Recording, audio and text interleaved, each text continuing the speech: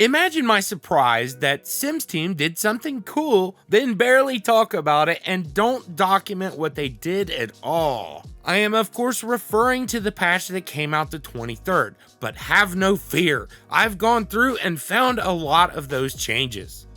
That's what we're gonna look into here. It looks like they took some of the criticism of their trait system seriously. That's right, base game traits were changed for the better. Let's look over all those changes trait by trait.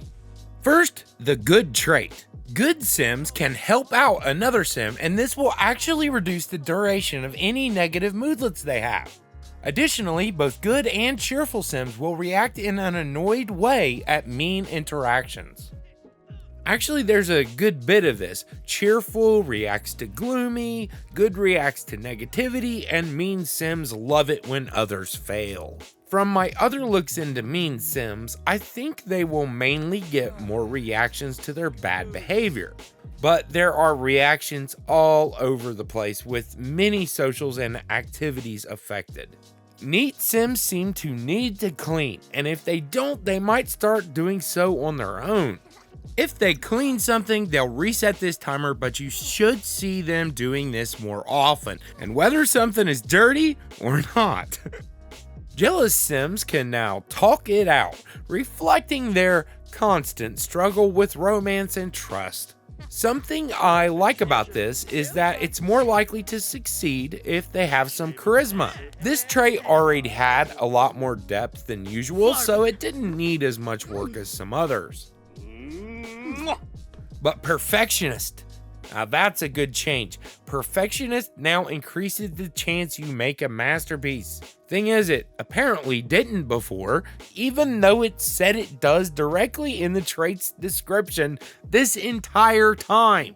Their quality increase abilities extend to most types of crafting. For painting, it's about as good as the creative visionary reward trait. Gloomy has new emotion autonomy, and when they're being their gloomy selves, they'll actually sniffle whether they're sad or not.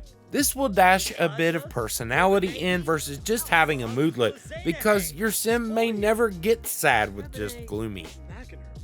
Cheerful Sims get a new ability called Look on the Bright Side, which does have a cooldown but helps to decay negative emotions, which is pretty reflective of their happy-go-lucky nature. It's not just a dumb, random, +1 happy buff anymore. It's actually even more powerful in that when cheerful Sims are happy, all their other negatives decay faster. Hot-headed Sims' anger now triggers more often, like if they lose a large amount of work performance on a chance card. There are also triggers for when you lose a chunk of romance, and when the hot-headed Sim is the target of a prank. Goofballs might do a few pranks autonomously, but I didn't see many changes to that. Clumsy Sims used to just slip and mainly get a dumb playful buff, but they now might actually break a lot of different things. The cool catch is, if they actually have some handiness, this is much less likely to happen. However, it's a slight disadvantage that will always haunt even the most skilled clumsy Sims. This is a really good change. Sims who hate children will be much more annoyed by them now, visibly so. I think regardless of mood. They may even run away.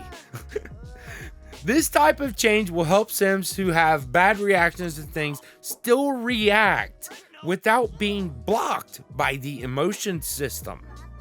Genius Sims get the ability to solve hard problems, which can help them with logic. They're also really good at being in the scientist career and will get a lot more eureka moments than other Sims.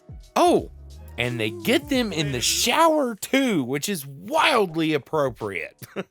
Trust me, all my best ideas come from the shower. Slob and Ambitious both react a bit more now too. I mainly noticed that Sims who are slobs might heckle someone for cleaning. In addition to the new bunk beds, Sims can also use a relaxed interaction on their beds, which can allow them to do something like watch TV, but it appears they didn't go far enough with this. Hopefully they'll continue to add on to it. Another thing they did in this patch was make drinking and eating faster along with showers, making it possible you don't need to start getting ready for work so early. For drinks, it looks like they made it take fewer drinks to finish them. Sims won't take 4 bites of a cupcake, they'll take 2. Fish and chips will be eaten in 4 bites instead of 6. That helps. They just needed to make them take bites faster, but it's another route you could take, I guess. So, being fair, if I'm going to openly criticize Maxis, I'm also going to give them a pat on the back if they do well. Otherwise, that'd be incredibly unfair. A minor criticism I have here is that they definitely should have advertised and documented this better. They didn't even talk about it in the recent live stream. All in all, these are mostly solid improvements to the game, and we'd be well served if they would do this a lot more often. If you aren't going to add more free traits to make up for your poor expansion record, then at the very least, continue to add depth so that people will actually think when they're picking traits. You could do a lot with existing traits if they all had more depth. This is not the only area of the game that needs improving. I know this. Don't bother telling me. I just made a 30-minute video about this. But we should acknowledge things they do that are good for everyone.